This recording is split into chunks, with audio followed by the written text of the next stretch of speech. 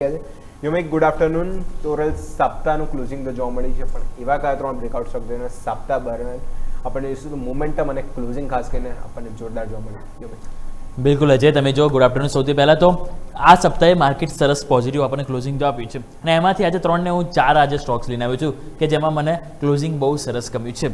તો સૌથી પહેલાં આપણે વાત કરી લઈએ એબીબી ઇન્ડિયા. તમે જો તો અહીંયા જે રીતે આપણને ડેઇલી અને વીકલી બંનેમાં મોમેન્ટમ જોવા મળી છે. સૌથી પહેલાં તો તમે આ નજર કરો છો ડેઇલી ચાર્ટ.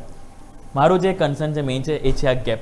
મારું જે કહેવાય ને કે નજર જઈ રહી છે એ ગેપ ઉપર જઈ રહી છે, અને ગેપ ઉપર કેમ પોઝિટિવ છું? કારણ કે તમે જુઓ તો છેલ્લા 2 દિવસથી સ્ટોક્સ 10 ડેમાં 50 ડેમાંની ઉપર ક્લોઝિંગ આપવામાં સફળ થાય છે. પહેલી વસ્તુ. બીજી વસ્તુ, તમે જુઓ તો જે રીતે ગેપ છે એ ચાન્સીસ છે કે હવે આપણને આ ગેપ 7,000 રૂપિયા ઉપર પૂરો થાય છે, એટલે કે ઓલમોસ્ટ 300 રૂપિયા અહીંયાથી ઉપર એ ગેપ પૂરો થવાનો ચાન્સીસ છે. હવે વીકલી ચાર્ટ એક વખત લઈને આવો. વીકલી ચાર્ટમાં જો તમે નજર કરશો તો 6,200નું લેવલ છે, જે મેક્સિમમ ટાઈમ તમે જો તો આપણને સપોર્ટ મળ્યો છેલ્લા 2 અઠવાડિયાથી ત્યાં સપોર્ટ લઈ રહ્યો છે. અને એમાં પણ તમે જો લાસ્ટ વીકની જે કેન્ડલ હતી બેરિસ, એને ક્રોસઓવર જોવા મળ્યું છે. ઇટ મીન્સ કે હવે આ ફેરી આ અઠવાડિયે કોન્ફિડન્સ સ્ટોક્સે લીધો હોય, તો કોન્ફિડન્સ લીધો હોય તો પહેલાં શું થશે? ગેપ ડેઇલી અને વીકલી બંનેમાં છે, એટલા માટે ચાન્સીસ છે કે પહેલાં ગેપ પૂરો થઈ શકે, એટલે 7,000 તરફની પહેલાં આપણને જોવા મળી શકે. લાસ્ટ સ્ટોક છે પહેલો, જ્યારે આપણે ખાસ કરીને ફોકસ કરીશું. આવતા અઠવાડિયા માટે બીજો સ્ટોક્સ વાત કરવા માંગીશ તો એ છે એક્સિસ બેંક.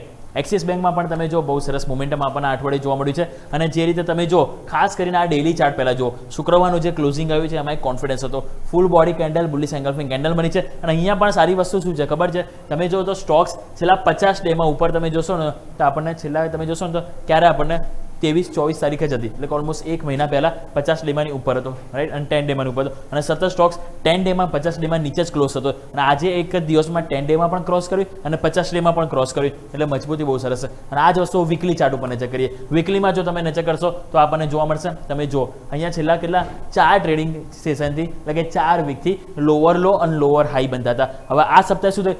લોઅર લો તો બનાવ્યા, પરંતુ 50 ડેમાં ઉપર તમે સપોર્ટ લીધો અને 10 ડેમાં ઉપર ક્લોઝિંગ થવામાં સફળ થયા. જે છેલ્લા 3 અઠવાડિયાથી તમે 10 વેમાં માફ કરજો 10 વેમાં નીચે તમે ક્લોઝિંગ આપતા, પરંતુ 10 વેમાં ઉપર ક્લોઝિંગ થવામાં પણ સફળતા મળી. અને કેન્ડલમાં તમે જો કોન્ફિડન્સ, કારણ કે વીકની અને કેન્ડલ પણ તમે જોશો ને તો આપણને હાઈ ઉપર ક્લોઝિંગ છે, એટલા માટે અહીંયા મોમેન્ટમ પોઝિટિવ આવતા અઠવાડિયે પણ જોવા મળી શકે. એબીબી ઇન્ડિયા અને એક્સિસ બંને. હવે વાત કરીએ આઈટીમાં. એક છે સ્ટોક અને એ છે વિપ્રો. વિપ્રો તમે નજર કરો તો ડેઇલી વીકલી બંને ચાર્ટ હું તમારા માટે લઈને આવ્યો છું. તો આ તમે સૌથી પહેલા નજર કરો છો ડેઇલી ચાર્ટ. અહીંયા પહેલા તો પોઝિટિવ ઇસ્યુ શું છે? તમે જો છેલ્લા 7 ટ્રેડિંગ સેશનથી તમે જોશો તો સ્ટોક્સમાં આપણને એક લોઅર લો ફોર્મેશન મળી રહ્યા છે.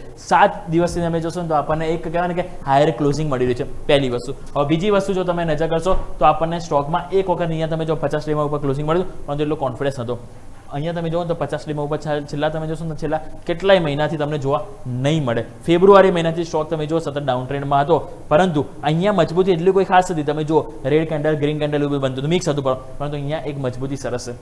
બીજી વસ્તુ, તમે જો ડેઇલી કેન્ડલમાં ગેપ છે, સો ચાન્સીસ છે કે હવે ગેપ પૂરો થઈ શકે 208 આજુ. એની ઉપર જો ટકી જઈશું તો આજે પહેલાં જે અવરોધ આવ્યો તો 213 એ તરફની પહેલ જોવા મળે, અને એની ઉપર પણ જો ટકી ગયા તો આ ઉપર જે એક મેઇન ગેપ છે 228, 230 એ તરફની પહેલ જોવા મળી શકે. હવે કેમ હું આટલો શ્યોર છું? વીકલી ચાર્ટ ઉપર જઈએ તો વીકલી ચાર્ટમાં જો તમે નજર કરશો તો ત્યાં પણ તમે નજર કરો કેટલાય ટાઈમથી તમે જોશો ને તો આપણને 2026ના મિડ જાન્યુઆરી, એટલે ઓલમોસ્ટ 2026થી જ લઈ લઈએ સ્ટોક તમે જો 10 વેમાં નીચે ક્લોઝિંગ આપતો, એક પણ કેન્ડલ 10 વેમાં ઉપર ક્લોઝિંગ નથી આવી, અને આ ફેરી ફાઇનલી 10 વેમાં ઉપર ક્લોઝિંગ આપી છે. મીન્સ કે ડેઇલી વીકલી બંનેમાં કન્ફર્મેશન સરસ મળી રહ્યું છે, એટલે આ પણ છે સ્ટોક કે જેમાં સરસ બ્રેકઆઉટ છે. લાસ્ટ સ્ટોક વાત કરવા માંગીશ તેનું નામ જ એવું છે કે જેને સન્માન આપવાનું મન થયું છે. સો તમે સમજી ગયા હું વાત કરવા માંગી રહ્યો છું સન્માન કેપિટલ, કારણ કે આ અઠવાડિયાની જે તેજી જોવા મળી છે બહુ સરસ જોવા મળી છે. તમે જો આ જે ચાર્ટ સેટ છે વીકલી ચાર્ટ છે, અહીંયા તમે જોશો ને તો નવેમ્બર 2025થી સ્ટોક આ એક રેન્જમાં હતો. ઉપરની તરફ તમે જુઓ ને 150-155 જાય એટલે ત્યાં લિમિટ આવી જતી, અને તો તમે જો અહીંયા આપણે સતત ડાઉન સાઈડ ફરીથી એટેમ્પ કર્યું, નીચે આવ્યો. અહીં ફરી તમે જો 3 થી 4 અઠવાડિયે એટેમ્પ કર્યું 150થી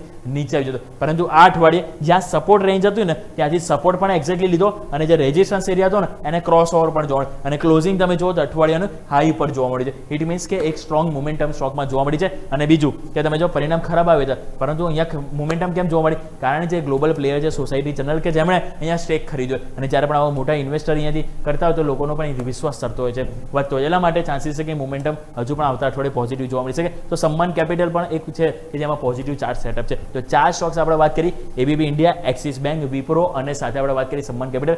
ચારેના ડેઇલી અને વીકલી બધા તમે જુઓ તો આપણને ચાર્ટ સેટઅપ એક પોઝિટિવ જોવા મળી રહ્યા છે. અજય ઓકે, તો 3ની 4 બ્રેકઆઉટ સ્ટોક ખાસ કરીને નેક્સ્ટ સપ્તાહ ફોકસ કરશું. બહુ ઇન્ટરેસ્ટિંગ છે. સ્ટોક બી ચાર્ટ છે, મંથલી એક્સપાયરી તરફ આગળ વધી રહ્યા છે, એટલે મોમેન્ટમ ક્યાંને ક્યાં સ્ટોકમાં જોવા મળી શકે. યુમિક માહિતી ખૂબ ખૂબ